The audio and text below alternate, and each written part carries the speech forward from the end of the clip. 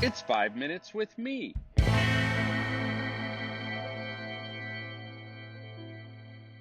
Hey, friends. Welcome to 5 Minutes with Marko. So, the title youth pastor has implication. Whether you're a professional Christian, meaning you're paid by a church or other organization, or a volunteer, you're likely listening to this because you're a youth worker, and that title implies something. Of course, exactly what it implies is very subjective and includes heaps of expectations and inferences, values, and duties.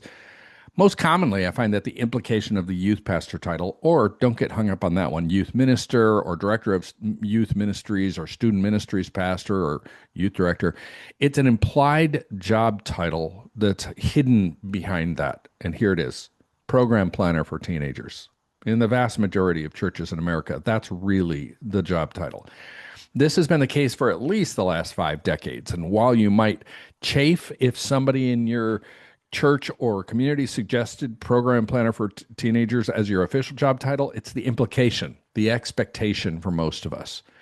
Maybe you're wondering if that's really true in your context or not. Here's a little test I've developed for determining real values, which, by the way, are the driving force behind the real meaning of youth pastor in your context. Resource allocation reveals values. So your church might say, we have a high value on our youth pastor building meaningful relationships with teenagers. But if your resources of time, money, energy, focus, creativity, people, and space are dominantly used for to prop up a Christian-y social club for teenagers with the measuring stick of how many are coming or how many don't leave, then the value is suspicious.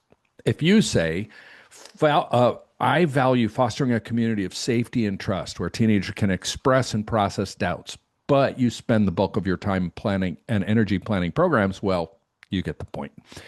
I'm not picking a fight with the title of youth pastor. It is what it is. And I'm not one for pretentious new world titles like lead teen experience architect or director of young person formation. Those might sound nifty, maybe, mostly not, but they don't deliver anything more than a fleeting sense of hipness. So let's leave the title youth pastor alone, but let's change the implication. Recent research into what sustainable faith in teenagers really looks like delivers some critical off-centering hip checks to the old implication of program planner. The reality is that teenagers can be wonderfully engaged in our programs for years, but not develop a sustainable faith. We've built programs that are wonderfully effective at delivering the results we've built them for. Teenagers who appear to have an active faith as long as they're connected to our ministry. But as soon as they're no longer in our prescribed age range, that faith is no longer sustainable. What the research has revealed, among other things, is that teenagers need to experience a multi generational connection to the whole church, not only to the youth group. In fact, those teenagers who feel a meaningful connection to their church tend to hold on to their faith into their young adult years more often, whether or not they ever participated in youth group. So here's the suggested implication change.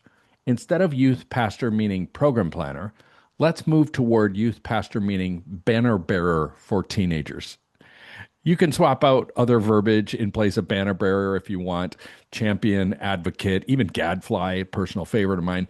The image for me with bearer is like, you know, those signs that are sometimes out outside of stores that have a pole with like a flag on the side of them. Picture getting one of those, and on it you have printed, "We love our youth." And every time there's a gathering of people in the church, adults, you're running around waving that banner. That's what I'm talking about. Remember the commitments you made to these kids at their dedication or their baptism, right? That's what we're talking about. The implication remains the same. Our role is to act as a connection curator, helping teenagers find meaningful integration into the body of Christ, not isolating them into an age group ghetto. Our role is to speak into the broader context of the church, not allowing them to forget their calling to teenagers. You might be thinking, I don't have the power to make that change. You might be surprised. Banner bearers don't have to be empowered to do much more than carry the banner. And when you wave it well and wave it often, some will respond. And you might even wear down some of the resistance over time. This kind of change takes time, years even, but it has to start with you and me. as we shed the skin of program planner and move into a new self image as banner waving youth workers. Hey, you might know that the youth cartel's main thing, the thing we founded ourselves on, is the youth ministry coaching program. It is a year-long leadership development, a whole life leadership development program for youth workers in a cohort approach with 10 youth workers in a group that meets on a learning journey 6 times over the course of a year.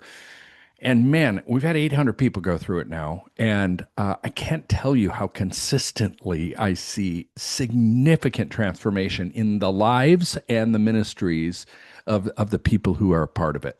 It's such an honor to be a part of it and to walk together with youth workers.